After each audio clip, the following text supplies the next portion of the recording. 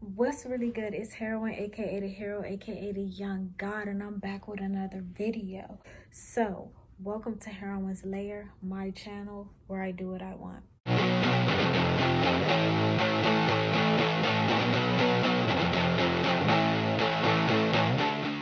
So today I'm basically showing you guys how I made these Pinterest inspired jeans.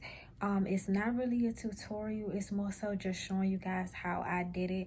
I don't believe there's a right or wrong way on doing art, you know what I'm saying? Art is how you want to do it, however you feel in that moment. So yeah, it's basically gonna be just a time lapse showing you guys how I painted the jeans or whatever, just to inspire you. You know, spring and summer is right around the corner, and instead of spending all this money on these expensive clothes, just take something old out of your closet and turn it into something new. You feel me?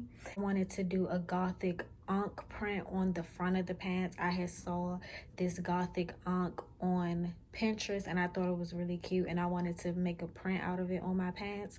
And on the back, I got inspired by those early 2000s tribal tattoos, and I put that type of print on the back.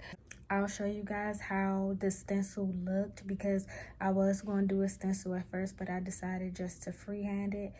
I drew with pencil and then traced with marker. My hair is so cute today. Before I get into the time lapse, I'm just going to tell you guys what I used, and it's this acrylic paint. Can you see that?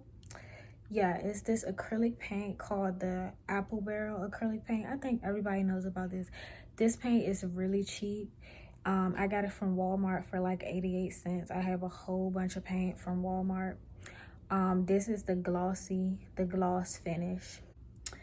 And I will also say to get something called a textile medium. It's basically something that you mix with your paint to make it easier to paint on fabric. So without further ado, let's get right into me showing you guys how I painted the jeans or whatever.